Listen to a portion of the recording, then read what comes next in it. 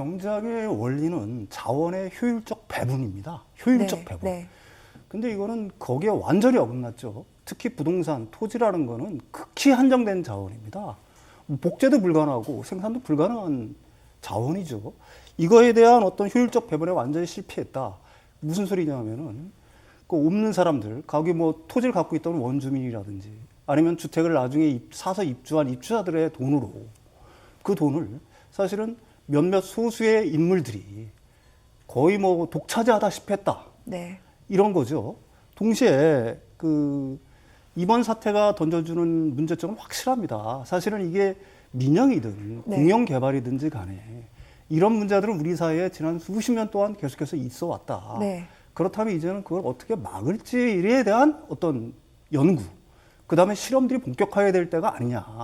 앞으로도 이번 사태가 진정된다고 하더라도 앞으로도 이런 사태가 지금 같은 어떤 시스템 하에서는 계속 벌어질 수밖에 없는 거고요. 특히 우리나라 같은 경우에는 사실 토지가 극히 좁지 않습니까? 그 중에 사실 뭐 국공유지는 같은 경우 한 33.6%가 국공유지인 줄 알고 있어요. 다른 나라보다 비율이 적어요. 국가나 지자체가 갖고 있는 토지 자체가 적습니다. 네. 그리고 민간이 대부분을 갖다가 소유하고 있는데 그 중에서도 민간이 소유한 택지 한 상위 10% 정도가 거의 우리나라 민간 소유 택지를 갖다가 거의 독차지하고 있다고 보면 됩니다. 따라서 이 토지, 극히 한정된 토지에서 발생하는 어떤 불로소득은 당연히 소수들한테 발 수밖에 없는 구조가 현 상태로서는 돼 있는 거고요. 지금의 어떤 공영개발 형식 같은 경우들도 사실 뭐 토지 수용이라는 방식을 통해서 토지를 싼 값에 싸들여서 그걸 갖다가 다시 민간에 재판매하는 네. 이런 형식으로 사실은 공공도 거기에서 이득을 보는 구조고 민간은 뭐 말할 나위도 없는 거고요. 따라서 이제는 토지에 네. 대한 어떤 공개념을 적극적으로 확대를 해서 국공유지를 갖다가 국가가 많이 갖는 형식. 그래서 그 토지를 이용을 해서 싼 값에 주택을 건설하고 그게 아니면 뭐 싱가포르 같은 모델이 될 수가 있겠죠.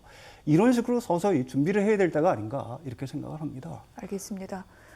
소수의 민간에게만 이 불로소득이 쏠리는 이 양상, 특히 이 없어서는 안 되는 공공재라고 할 수 있겠죠. 토지 같은 경우에는 이제 공개념이라는 그 개념을 도입을 해서 어떻게 운영을 해야 될지 고민을 해야 될 때다. 이렇게 말씀을 하셨습니다.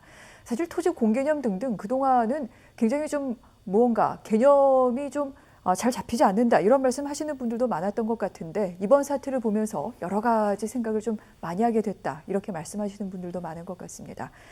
관련해서 자, 고모님께서 보시기에 네. 이번 사태의 핵심 무엇이라고 짚어주실 수 있을까요? 사실 정치 얘기 빼고 경제적인 측면만 보자 그러면 이건 볼 수가 없습니다. 왜냐하면 경제라는 것은 정치 경제에서 네. 나온 거거든요.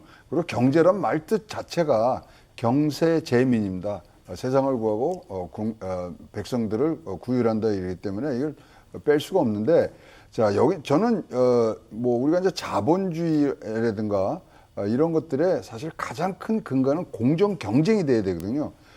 따라서 이 경쟁을 얼마만큼 잘 뭐 작동이 될 수 있도록 정치가 싸줘야 되는데 그 근간인 경쟁의 부분에서의 지금 뭐 어떤 이 근간을 흔드는 그런 부분들이 이번에 가장 큰 핵심의 요소라고 보입니다. 네. 자, 경쟁이라고 하는 얘기 뭐 뜬금없이 말씀을 드리는데, 자, 이번에 나온 대장동이라는 건 28만 평에 5,900채 가구를 주택을 개발하는 단순한 사업이었어요.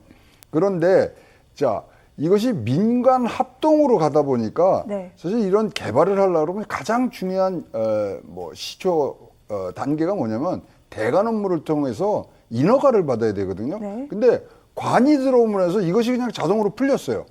그다음에 두 번째, 투자자를 유치해야 되는 부분들이 있는데 여기에 이제 사실 당시에 뭐 정황으로서는 성남시가 재정이 이제 부족하니 네. 이제 민간을 이제 들어오게 한 부분들이거든요. 그러면 경제적인 면으로만 봤을 때는 우리가 자본주의를 지금 추구하는 헌법에 나와 있는 정신을 보면 능력에 따른 배분을 해야 됩니다.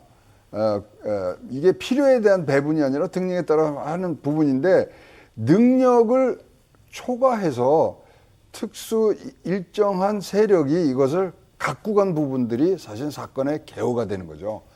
따라서 우리가 1970년대 강남이라든가 그다음에 1990년대 뭐 분당 일산 이런 신도시들을 개발할 때 토건 세력이 이런 소위 말하는 개발 이익을 독차지한 부분에 대한 지금 뭐 반대 어떤 측면에서 이런 것들이 민과 관이 같이 가는 부분들이 있는데 민과 관이 같이 가다 보니까 경제적으로는 경쟁이란 부분이 다른 데하고 조금 일단은 공개념 그다음에 또 토지의 뭐 네. 어떤 그런 작은 부분들이 합쳐져서 단점만 나온 그런 부분들이 지금 저는 사건의 핵심이라고 보여지는 거죠. 그래서 정리를 하자면 경쟁이 없어진 상태에서 이것이 능력에 대한 배분이 아니라 네. 어떤 특수 단체라든가 이런 집단에게 이익이 간 사건 그렇게 저는 해석을 하고 싶습니다. 아, 그렇군요. 민관 개발의 단점이 드러난 실내이다 그렇게 말씀을 하셨는데요. 그런 부분에 대해서 그렇기 때문에 앞으로 민과 관이 함께 진행하는 어떤 개발 사업 등등은 또 어떠한 것들을 가지고 가야 되는지 일각에서는 아예 분리하는 것이 낫지 않겠느냐 이런 얘기 하시는 분들도 계시는데요. 여러 가지 좀 숙제와 과제가 남겨진 지점인 것 같습니다. 방금 토건 세력 말씀을 하셨는데 이와 관련된 질문도 좀 드리도록 하겠습니다. 저희가 앞서서 프로그램 서두에서 이 성남도시개발공사 유동규 본부장이 여러 가지 좀 치밀한 준비 등등을 한 정황이 있다라고 말씀을 드렸는데 성남도시개발공사가 대장동 이전에 미래신도시를 개발한 적이 있습니다. 이때 이 미래신도시 개발을 담당했던 사람들이 이제 대장동 사업까지 맡아서 추진을 했다는 겁니다. 그리고 이 같은 어떤 그 사업팀의 운용은 유동수 본부장이 짰다라는 것이죠. 그렇기 때문에 일각에서는 물론 이거 굉장히 문제가 있는데 성남시 차원이라기보다는 유동규라는 사람의 개인 비리가 아니겠느냐 또 이렇게 말씀하시는 분들도 계십니다. 고모님 이 부분을 좀 정리 좀 해주실까요? 이거는 정치적으로 봐야 되는 부분들이 이제 네. 생겼습니다. 근데 정치적으로 보는 거에 저는 제 개인적인 판단의 기준은 과연 이재명 시장이 설계라든가 그다음에 이런 분배 이런 팀을 짜는데 인지를 하고 있었느냐 그러면 또는 지시를 했었느냐가 사실 지금 사건의 개요라고 보고 있거든요. 그렇기 때문에 사실 이런 설계 부분이 바뀌고 이런 것들은 시의 조례나 그다음에 도시개발공사의 정관에 의해서는 시장에게 보고를 하도록 되어 있습니다. 그럼 그런 점들을 봤을 때 유 전 본부장의 개일 일탈로 보기보다는 네. 일단 이것이 어떤 전체적인 그림이 짜여져 있는 상황에서 유동수 전 본부장이 채를 잡고서 움직인 부분 아니냐 이렇게 보여지고요. 사실 이 대장동 땅의 역사가 좀 이 개발 역사는 이거보다 좀 더 네. 깊습니다. LH에서 먼저 했어요. 그러다가 그것이 민간으로 넘어갔다가 다시 민관 합동으로 넘어오는 과정에서 여기에 개발 어떤 계획이라든가 그다음에 토지 매수 이런 부분들이 굉장히 다른 데보다는 알려져 있고 거기에 대해서 어떤 이익이 나올 것인가도 다 계산이 돼 있던 부분이들이기 때문에 유 전 본부장이 처음부터 설계를 해서 이것을 끌고 와서 여기에 어떤 경제적이라든가 이런 것들을 다 생각을 하고 꾸민 일이다. 이렇게 보기에는 좀 어렵지 않겠느냐 보여집니다. 그렇군요. 그래서 일각에서는 이 대장동 사업에서 많은 이익을 얻은 이 사람들, 미래 신도시가 예행 연습이었다 이런 얘기를 하기도 합니다. 그리고 실제로 이 대장동과 관련돼 유 전 본부장이 만든 사업팀에는 화천대유와 천화동인과 관련된 사람들이 이쪽에서 추천한 사람들이 실제로 여기서 사업 계획서도 쓰고 이 주식 주주 공모서도 쓰고 여러 가지 역할을 상당히 많이 하는 지점이 확인되고 있는 그런 지점이기도 합니다. 앞으로 수사 등등을 통해서 더 많은 것들이 밝혀질 것이라고 좀 기다려 보도록 하고요. 또 한 언론에서 이 부분을 좀 주목해서 보도한 내용이 있기도 합니다. 그 성남의 뜰이라는 곳에서 이번 대장동 사업을 시행했다라고 말씀드린 바가 있습니다. 성남도시개발공사와 민간사업자 컨소시엄인데 그런데 맨 처음에 개발 사업을 할 때에는 성남도시개발공사가 시행을 한다라고 공고를 했었습니다. 그러면 이제 사업 시행자가 변경이 됐지요. 그런데 이 부분을 고시하지 않았다고 합니다. 일단 법상은 위반되는 내용인데 성남시에서는 별 문제 없다라고 얘기는 하고 있습니다만 이 내용 뭔가 감추려고 했던 게 아니냐 이런 시선도 있습니다. 평론가님. 도시개발법에 명시되어 있죠. 사업 시행자가 바뀌었다거나 네. 아니면 개발 면적 자체가 바뀌었다거나 아니면 시행자의 주소가 바뀌었다고 하는 경우에는 관보라든지 이런 데 반드시 고시를 하게 돼 있습니다. 근데 고시를 했어요. 근데 어디서 성남도시개발공사에서 성남의 뜰로 변경됐다가 아니라 성남의 뜰이 시행자가 됐다는 식으로 고시를 했어요. 그러니까 왜 이렇게 바뀌었냐? 가령 뭐 성남도시개발공사라고 하면 관을 대표하는 네. 기관이고 결국은 성남의 뜰이라는 건 민간사업 영접자인데 컨소시엄은 민간사업자라고 볼 수가 있는데 거기에 이런 식으로 그 바뀌고 난 부분만 가령 성남의 뜰 부분만 명시했다는 거는 뭐 충분히 의혹을 가질 수 있는 그런 상황이 아닌가 저는 개인적으로 그렇게 생각을 하고 있고요. 사실 뭐 지금 유동규라는 사람이 저 리모델링 사업자였지 않습니까? 네. 분당의 리모델링 사업자가 일개 사업자가 도시개발공사의 기획팀장이 되고 그다음에 그 사람이 또 그 굉장한 인맥을 갖고 있는 사람들이 그 사람의 영업 부장 자체가 또 거기 개발본부의 팀장이 되고 네. 그다음에 또 굉장히 뭐 밀접하게 연결돼 있는 사람들이 화천대유에 있고 또 천화동인에 있고 그 천화동인에 소개시켜준 사람들이 거기 전략사업팀에 들어와 있고 한다는 거는 사실은 성남시의 어떤 감독 의무 네. 이런 부분에 대해서 어느 정도 책임이 있다라고 얘기할 수가 있는 거고요. 성남시와 성남시 의회 모두 이런 어떤 책임에서는 자유로울 수 없다고 봅니다. 네.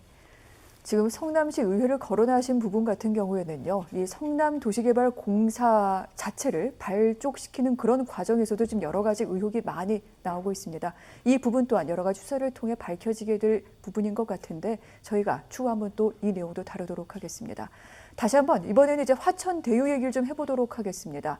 이 화천대유가 배당 수익을 4,040억 원 가져간 부분은 저희가 여러 차례 말씀드린 바 있습니다. 성남도시개발공사는 1,800억까지만 가져갔었죠.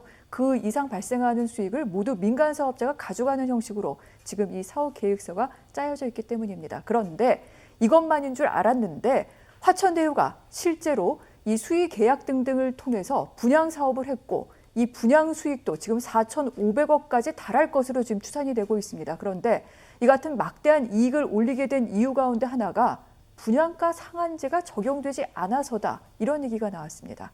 평론가님 좀 어려운 얘기들이 많습니다. 설명을 좀 해주시죠. 지금 공공택지에서 분양하는 아파트라든지 아니면 주택 가격이 급등하는 지역에서는 분양가 상한제를 하고 있죠. 그 전에 사실 분양가 상한제는 있었습니다. 근데 2014년 상태, 2008년 금융위기 이후로 부동산 가격이 점점 하락하니까 분양가 상한제를 갖다가 폐지하라는 어떤 규제를 철폐하자는 목소리들이 굉장히 높았죠. 그래서 제가 알고 있기로는 2015년경에 기존에 유지되던 분양가 상한제 자체가 폐지가 돼버렸습니다. 그리고 이게 다시 부활된 거는 지금 우리가 알고 있듯이 그게 부활된 거는 일부 부활된 거죠. 그게 2019년 10월 들어서 일부 부활이 된 거예요.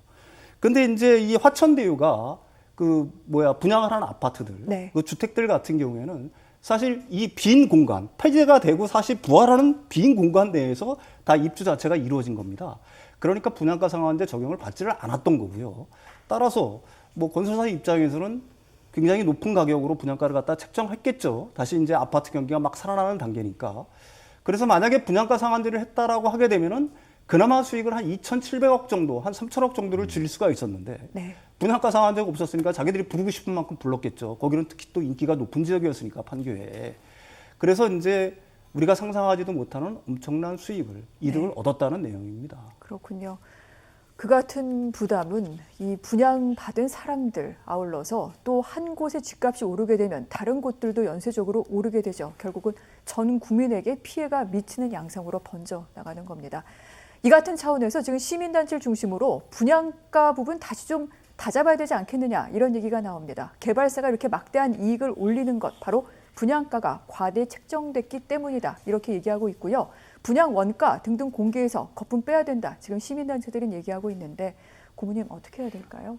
굉장히 환영합니다. 이거는 뭐 원가를 분명히 공개를 해서 투명하게 시작을 해야 될 거고요. 사실 이제 투명한 분양 원가가 시작이 돼서 사실 부동산 투기라든가 그다음에 부동산으로서 해서 과도하게 이익을 얻는 것들이 빼져야 되는데 지금 분양 원가가 문제가 아니라 그래서 일단 집을 만들어 놓으면 부동산 가격이 폭등을 하기 때문에 여기에 대한 자본적 이득에 대해서도 어떤 제한적인 부분들을 두지 않으면 이것이 분양 원가가 공개되지 않아서 이렇게 집값이 오른다 이 논리도 사실은 성립이 안 되는 거거든요.